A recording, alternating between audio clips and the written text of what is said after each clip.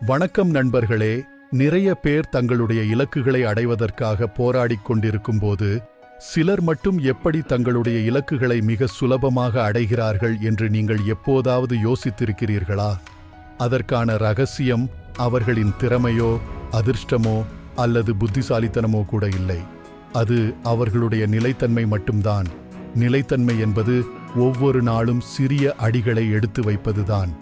நீங்கள் ஒரு மொழியை கற்றுக்கொள்ள விரும்புகிறீர்களா? அல்லது உடலை வலிமைப்படுத்த வேண்டும் என்று நினைக்கிறீர்களா? அல்லது வேறு ஏதாவது திறமையை மேம்படுத்த வேண்டும் என்று நினைக்கின்றீர்களா? நிலைத்தன்மையின் மூலம் நிச்சயமாக எதையும் அடையலாம். சரி, இப்பொழுது 2 பேர் ஆங்கிலம் கற்றுக்கொள்ள வேண்டும் என்று வைத்துக்கொள்வோம். ஒருவர் ஒவ்வொரு நாளும் 10 நிமிடங்கள் படிக்கிறார், மற்றொருவர் 5 மணி நேரம் படிக்கிறார். ஆனால் அவர் ஒரு மாதத்தில் ஒரு முறை மட்டுமே படிக்கிறார். இதில் யார் ஆங்கிலத்தை சுலபமாக கற்றுக்கொள்வார் என்று நீங்கள் நினைக்கிறீர்கள்? நிச்சயம் உங்களுடைய பதில் தினமும் 10 நிமிடம் ஆங்கிலத்தை படித்தவர் என்றுதான் இருக்கும். தினமும் சிறிய முயற்சிகளை மீண்டும் மீண்டும் செய்பவர்தான் வெற்றி பெறுகிறார்.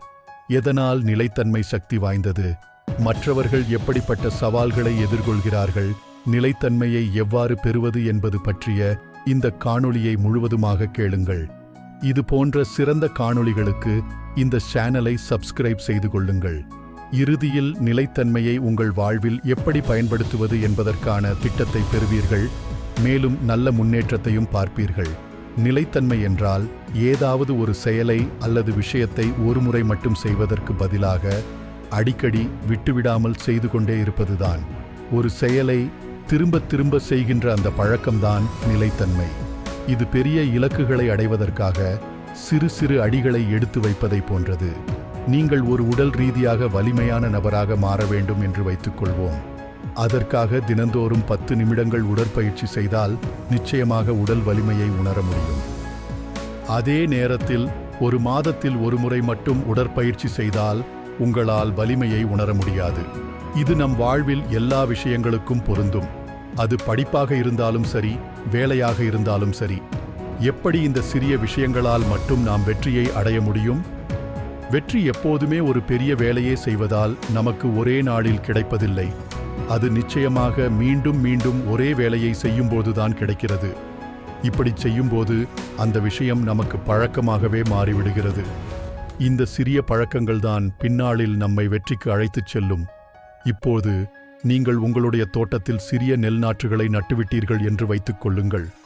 அதற்கு நீங்கள் தினந்தோறும் கிணற்றிலிருந்து நீர் பாய்ச்ச வேண்டும்.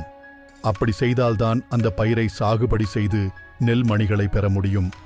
மாறாக நீங்கள் ஒரு வாரத்திற்கு ஒரு நாள் அல்லது ஒரு மாதத்திற்கு ஒரு நாள் அல்லது எப்போதாவது ஒரு நாள் மட்டும் நீரை பாய்ச்சிவிட்டு அதை அப்படியே விட்டுவிட்டீர்கள் என்றால் நெற்பயிர்கள் அழிந்துவிடும்.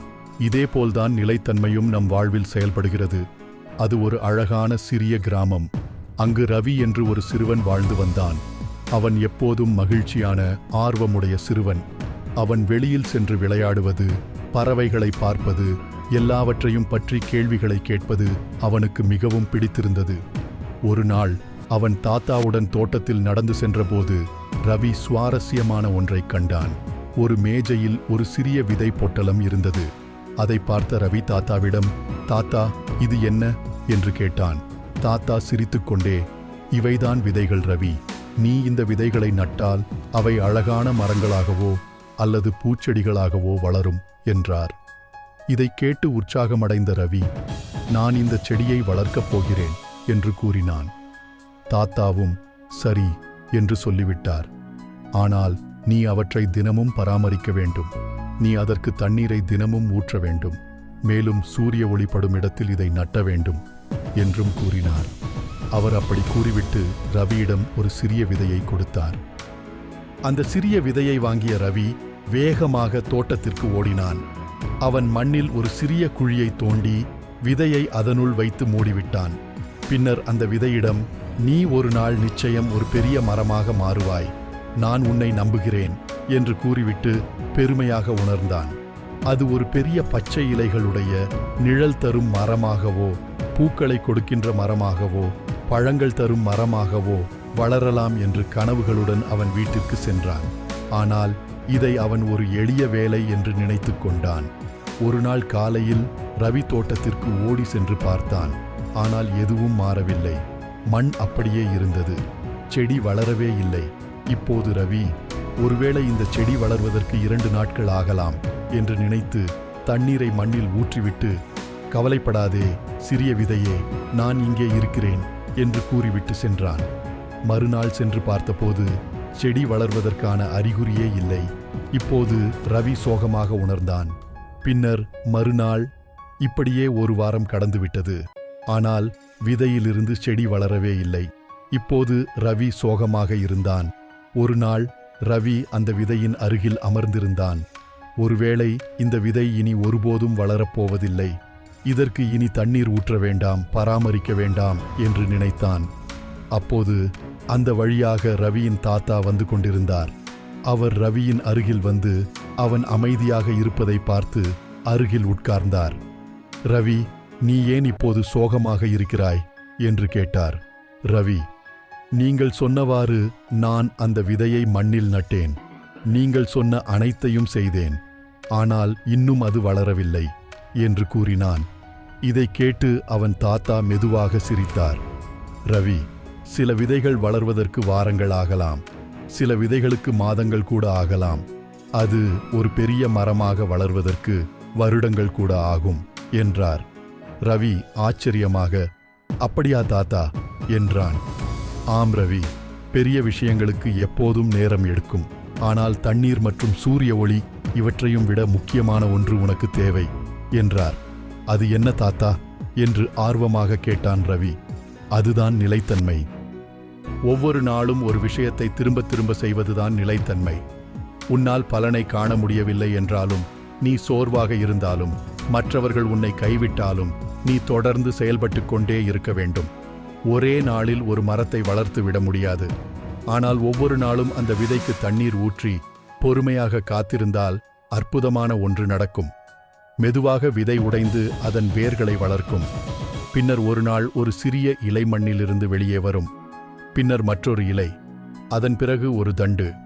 இப்படியே ஒரு நாள் ஒரு பெரிய மரம் இங்கே வளர்ந்து நிற்கும். இதுதான் நிலைத்தன்மையின் மந்திரம் என்று கூறினார். இப்போது ரவி மீண்டும் அந்த விதை விதைக்கப்பட்ட மண்ணை பார்த்தான். அது இன்னும் அப்படியே இருந்தது. ஆனால் இப்போது அவனுக்கு ஒன்று புரிந்தது. எதையும் நம்மால் பார்க்க முடியவில்லை என்பதால் எதுவும் நடக்கவில்லை என்று அர்த்தமல்ல. விதை மண்ணுக்குள் வளர்வதற்கு முயற்சி செய்து கொண்டிருக்கலாம். ஒருவேளை அதற்கு இன்னும் நேரம் தேவைப்படலாம் என்று நினைத்தான். சரி தாத்தா, நான் ஒவ்வொரு நாளும் அதற்கு தண்ணீர் ஊற்றுகிறேன், மேலும் இதை பராமரிப்பேன், நான் காத்திருப்பேன் என்று தாத்தாவை பார்த்து கூறினான். அன்றிலிருந்து ரவி மாறிவிட்டான். அவன் விரைவாக எந்த பலன்களையும் எதிர்பார்க்கவில்லை. எதையும் காணாத போது அவன் சோகமாகவும் இல்லை. அவன் ஒவ்வொரு நாள் காலையிலும் நம்பிக்கையுடனும் அன்புடனும் தண்ணீர் ஊற்றி வந்தான். ஒவ்வொரு நாளும் அவன், நான் உன்னை நம்புகிறேன், நிச்சயம் நான் உனக்காக காத்திருக்கிறேன் என்று அந்த விதையிடம் பேசிக்கொண்டான். அந்த விதை இன்னும் மண்ணுக்குள் தான் இருந்தது. ஆனால் ரவியின் இதயத்தில் ஒரு பழக்கம் வளர ஆரம்பித்து விட்டது.